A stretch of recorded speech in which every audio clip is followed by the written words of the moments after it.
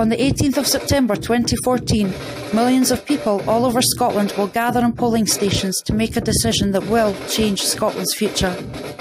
Now, there are many obvious reasons to vote yes to our own independence, but some people still seem frightened by the idea. I want to reassure you that there is nothing to be afraid of. Over the last couple of centuries, over 170 countries have fought and died for their independence, with few having a chance like us, a chance to vote.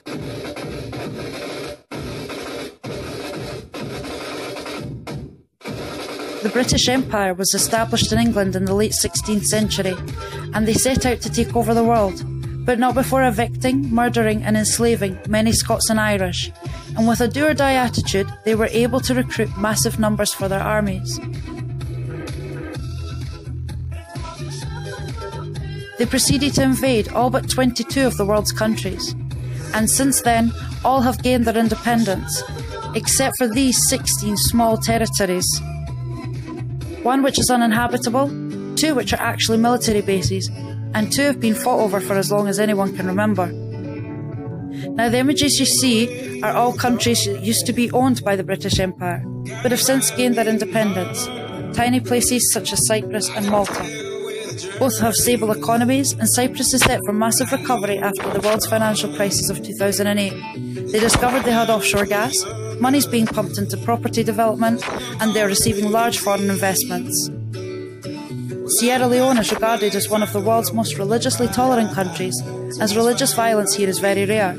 After years of political wars and corruption, they are finally and hopefully on the road to recovery. The slave trade was birthed in the British Empire, and when in full swing, connected the whole world. Routes between Africa and the Americas were massive, and have left a trail of Scottish, Irish and African heritage all over the Caribbean and the USA. Not many people are taught about how Scottish and Irish were enslaved also, and how we all rode those boats together.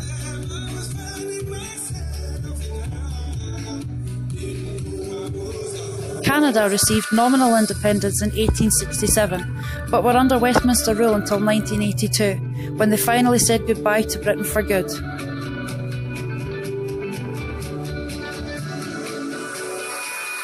Many tiny countries, overpopulated countries, poor countries, rich countries, they were all brave enough to go it alone.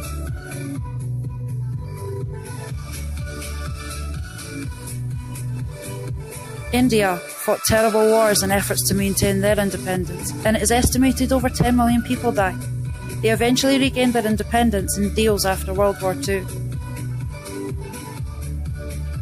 And Ireland, much like the rest of the world, also fought brutal wars, maintaining and then regaining their independence. Now, some of these countries have been very successful since gaining their independence. Botswana has had one of the fastest growing economies at 9% each year in GDP since 1966. Gambia has had a 5 to 6% increase in GDP since 1965. Oil-rich Bahrain is not dependent on oil income after making sound investments for their country's future. And Kuwait is the 5th richest country in the world per capita, and people don't pay income tax. Israel has a GDP of over 300 billion, but bad leadership, corruption and war has meant that people have never seen the benefit of this. Nigeria may have overcrowding, but they have a massive economy. After independence, it fell into military rule, but they have an abundant supply of natural resources which is largely untapped, and things are changing. And today they even have their own space program. The tiny nation of Rhodesia was brave enough to raise arms against the massive British to take back their home. And between 1847 and 1993, all African nations gained their independence.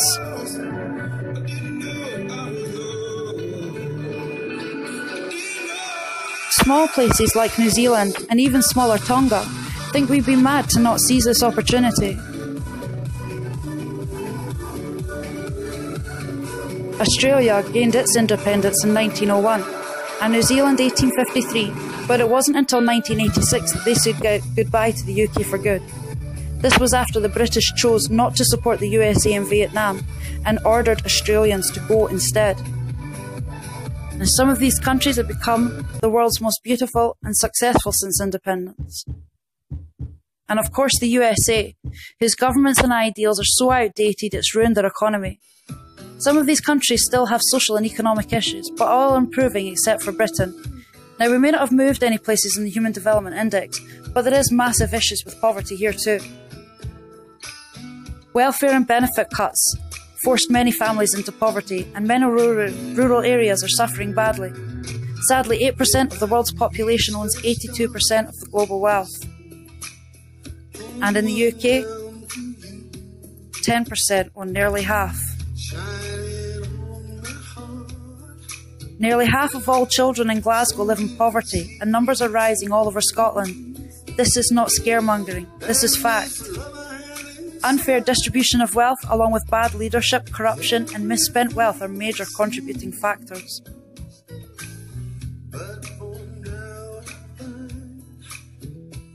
We are great at spending money on wars, but terrible at looking after our soldiers when it's over.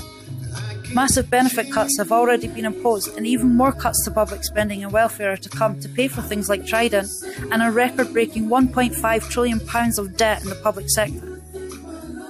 The reputations of the Better Together representatives have somewhat to be desired of them, and it's no wonder they've earned the name Project Fear.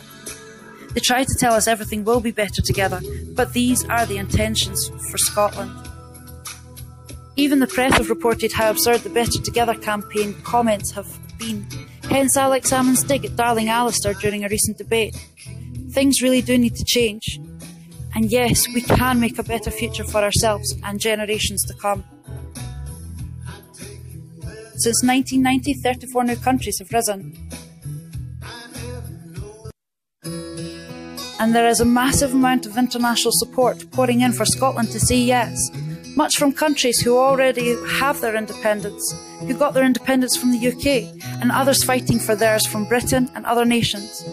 Wales, Gibraltar and Diego Garcia all have their own independence movements, to name but a few, and Catalonia hopes to break away from Spain. Most of the world thinks we would be mad to say no. How could we not seize this opportunity? It's for all the right reasons, and quite frankly, a no vote would be embarrassing. We are rich enough and already equipped to make a massive difference, not just for Scotland, but for the world. You can see the changes that have come over me in these last few days. I've been afraid that I might drift away.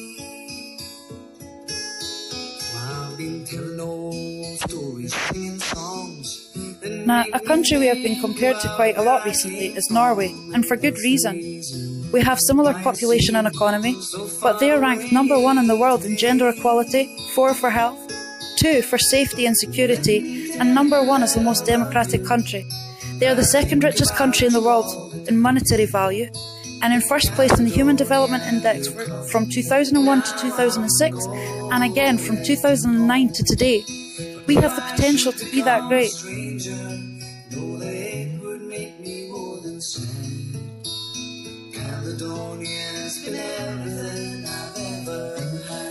And for anyone who says, I'm voting no because I don't support SNP, despite having massive respect for the man who brought us this opportunity, remember, this vote is about Scotland first, then who gets to run it.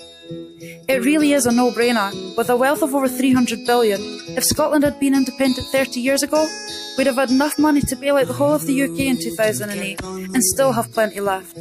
The web is full of information such as oilofscotland.org and the white paper written by the Scottish Government. But your best source is the people. Get social networking. My question is to Scotland is this: is Scotland a country? The answer is yes, it should be. Now on the 18th of September, we have one shot, one opportunity to seize everything we ever wanted in one moment. Will you capture it, or just let it slip? Thanks for watching. Please make the right choice.